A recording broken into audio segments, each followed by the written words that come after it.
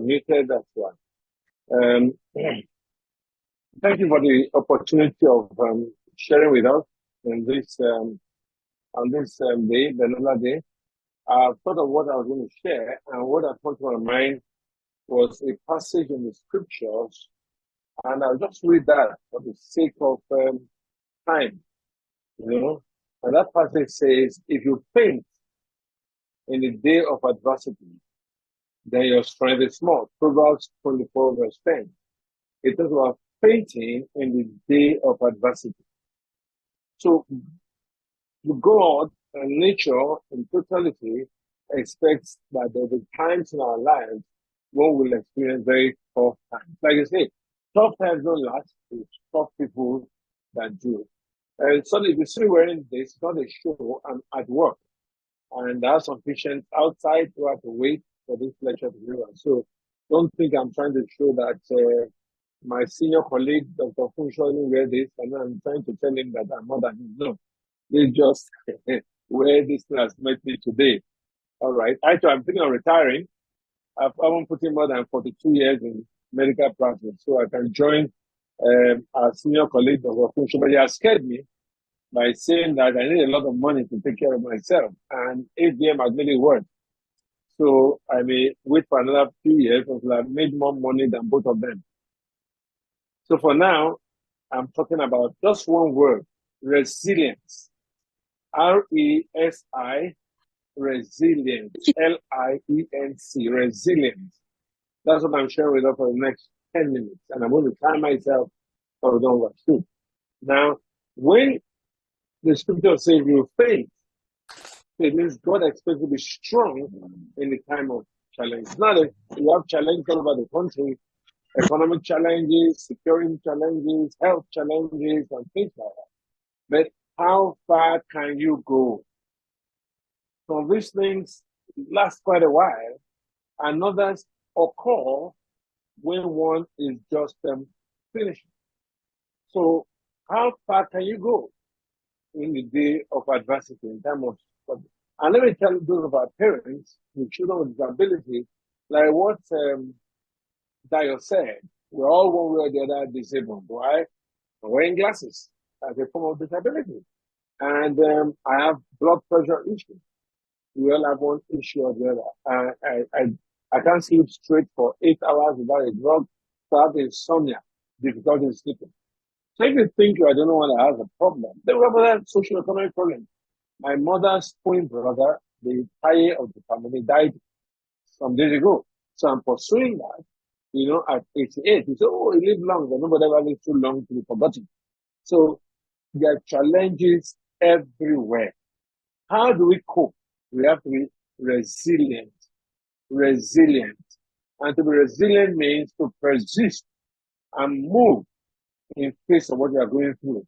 Resilience means your ability to navigate challenges, to stand and go through crises without falling by the wayside. Resilience means going through crisis, still looking bold, still looking strong, to what is known as being graceful, being cheerful. It was not how somebody once said, it's not how patient you are that determines who you are. It's how you're able to carry yourself while waiting. You can be waiting for a bus and you're complaining throughout.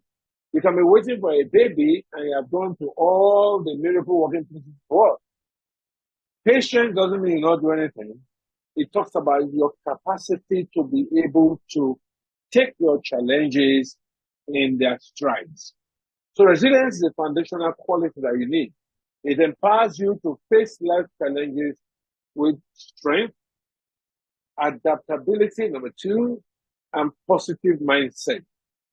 Now, I'm quickly going to mention the 7 C's of coping that makes resilience easy. Number 1 is competence. Competence. If you look at it, all this while, what Benola has been trying to do for so many years is to create competence in you. You are a mother of a child that is differently able. We've been doing a lot of meetings at room 36 at Luz, And every day we have Benola, every time we have training is to equip you with the necessary skills to be able to cope. Why? The challenges are daunting and they last for long. So incompetence, it means you must continuously learn and develop new skills. Don't give up. You must be learning. You can't just go through adversity without learning new skills. And these new skills are skills that are related to what you need to cope for coping mechanism. To be competent in the time of adversity means you understand cerebral palsy, you understand your child, you know what to do, and you know how to do it, and you know when to do it, what to do, how to do it, when to do it, where to do it. When you begin to learn in Benola, all this, you begin to grow, and you find out that when challenges come, it is not the person that knows how to run, it's the person that has already prepared with competence. Somebody said, if you fail to plan, you've inadvertently planned to fail, So, competent. So you have to seek opportunity for growth. You have to get educated, come to Benola trainings, meet your relatives, meet other parents also. You find out that when you meet other parents, you begin to realize that you are not alone. One funny thing I want to add in competence is hobby. You can't be competent if you don't have what you can call a distracting hobby. Learn to take care of yourself. Learn to watch movies. Because not every time you're going to sit with this child, you need to relieve yourself by learning new hobbies, doing what you like to do, watching your best club in the world. It could be football, it could be anything, and get involved in walking, W-A-L-K. Even strap your baby on the back or carry your baby in the push strap and walk. Any adult that can walk for 30 minutes every day for 5 days will likely live long. Stop sitting down all the time. There is 22 minutes. If you sit down for 20 minutes, get up for 2 minutes and walk around. Stop lying on the bed all the time. Walk around, meditate. Either on the Quran, the Bible, or anything, and begin to talk to yourself. The Lord is my shepherd, I shall not want. You have to meditate. That keys to competence. Wow. I have 3 more minutes and I have 6 more to give. Confidence is the next one. So there are 7 C's. I'm talking about competence. I'm talking about confidence. This means you have to learn it. It's not that I'm confident. No. This is not Bugaism. It means you have to learn the art of self-affirmation and celebrate every small achievement you have. Thanksgiving. You have to be able to appreciate the things. We're looking at Laulu some minutes ago, and he smiled, and we appreciated it. It was someone going to greet us too. We appreciated it. Every small step should be celebrated in your home. Stop moaning and groaning. Learn to celebrate yourself, celebrate your child, no matter how small. Embrace a growth mindset. Things are going to get better every day. This is not where I will be tomorrow. God is able to do exceedingly abundantly far above what I can ever think or imagine. God's great abounds towards me so that in all things and at all times, having all that I need abound every good work. So you need confidence. Confidence in God, confidence in the impossible, that God can do everything, confidence in your children, confidence in the key person holding you down. Surround yourself with supportive individuals who uplift and encourage you. This is not the time to have people that are telling you that you're going to die tomorrow. This is time to meet people that are telling you, we've seen it all. With God, all things are possible. Number 3, connections.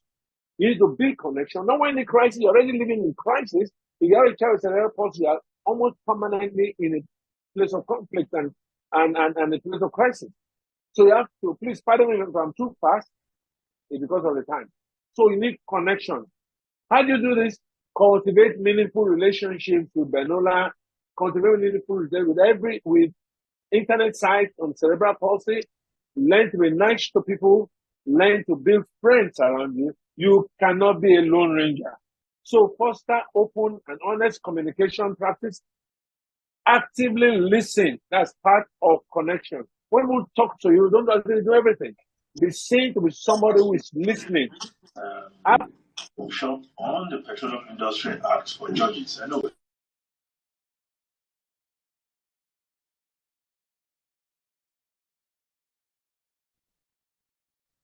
Sorry, Dr. Boyo, you're actually muted. I think you've accidentally muted yourself. I don't know where I stopped now. Did I stop? Let me just. I think you've done I four. started with competence, confidence, connection. Yeah, you were talking about connection. And then there was one connection. more. Then there was another one. You're on number 4. 4 of 7. All right. Okay. Actually, you were just muted for less than 30 seconds. All right. Okay. Thank you. Yes. So connections. I'll just say that briefly. Cultivate meaningful relationships. Build relationship with your husband. Don't let this be the reason for your divorce. Connect with friends, connect with the mosque, connect with the church, connect with NGOs, and be actively reading. Number 4, character. You need to reflect on what you hold dear as values and align your actions with them. You can't be resilient if you are judgy, if you are always cheating people. Your day of reckoning will come.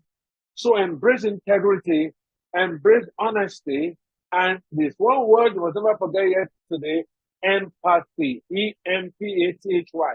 Feel with people. Because if you want people to join you, you must also join them. When they're going through crisis, visit them. They've lost their loved one, call them, send a text.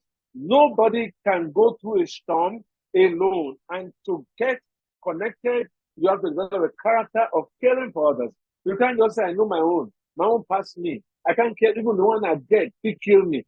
Talking on me, care. I don't care for anybody again. No, my own don't pass me. No, you must show concern. And that's character. Contribution. Find ways to make positive impact in the lives of others. Contribute. Give. Don't say we are going through a lot. You can't give. You talk about giving something for Benola Day. Give and say we are the ones that are supposed to be giving to. It's not we that are giving to them anyway. God has given us our own problem. It's people to come and help us. No. In contributing, you contribute not just finances, you contribute in visitation, you contribute through calls, you contribute through WhatsApp, Facebook. Show concern in other people's life. By contributing to something greater than yourself, you begin to establish a sense of purpose and meaning. Number 5, coping. You have to develop a coping mechanism. Coping means developing what you can call healthy coping mechanisms to manage stress and adversity. There are mechanisms like deep breathing. Just sitting down alone and saying, I'm going to deep breathe for and I'll hold it. Say,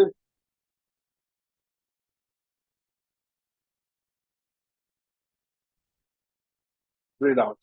You breathe in and hold it, and then you breathe out. Coping mechanism. Learn to arrange your sleep time. Learn to sleep for at least 7 hours. Very difficult as you get older, but you have to learn it. So coping mechanism. If you cannot cope, you cannot become. So you have to do that. Then you practice in coping mindfulness. You practice journaling, writing what you're doing every day down. And then in coping, you invite trusted friends to visit them and you chat and they'll uplift you. Next one is control. Identify the aspects of the cerebral palsy or the situation you're in that are within the locus, within your control. Not everything in life is within your control. Some things are beyond your intelligence, beyond your knowledge, but you have to identify the aspects of this situation that are within your control and focus your energy on. Like now, you can dance and your child loves to see you dance. Get good music and focus your energy on practicing more dance steps and look for the music that makes him laugh. In control, you let go of what you cannot change. In other words, I can't change this thing. This thing is too heavy for me, but I stop focusing on it. I look for what can I do? What can I influence? What can I affect? Instead of complaining about what you cannot do something about. So let go of what you cannot change. Embrace a mindset that I'm going to get better. Seek alternative solutions and approaches when facing obstacles. So when you are facing something beyond your control, call people. Somebody will say, I've gone through this before. In conclusion, my time is not just up. We are beating the time. So resilience, I wish I can get another word for it in Yoruba or Igbo. Resilience is a foundation you need to have before trouble comes. It's not when trouble comes, you now begin to look for it. But now you're already in it anyway. Everybody has trouble. Everybody has problems. Everybody has challenges. So you have to constantly build your resilience factor. You know? So by understanding these 7 things I've mentioned, competence, confidence in yourself and your child, connections with people outside and within, with God and society,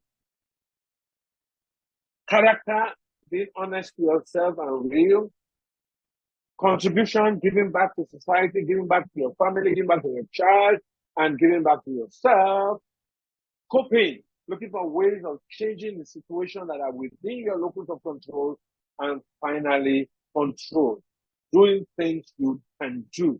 There are some things you can do. Begin to do them. With this, I want to stop here. So much to say, but with this, I will read this passage in the Bible, Job 14, verse 7. For there's hope for a tree. And if the tree is cut down, it falls on the earth. There's hope for that tree, the Bible says, that it will sprout again. Its tender shoots will not cease. Though its root may grow old in the earth, its stump may die in the ground, yet at the scent of water, at the scent of hope, at the scent of resilience, it will bud again and bring forth branches like a plant. I join you today to say, we're all one. All of us have challenges. We have children with challenges. We have parents with challenges. And we ourselves have our own challenges. I just pray for you that God will give you the strength of competence, character, control, and coping mechanism, communication, contribution, connection to go through this phase of your life. Cheers. God bless you. Thank you very much. Thank you very much, sir. Thank you very much, sir. That was wonderful. I mean, I can't say any more, but I definitely learned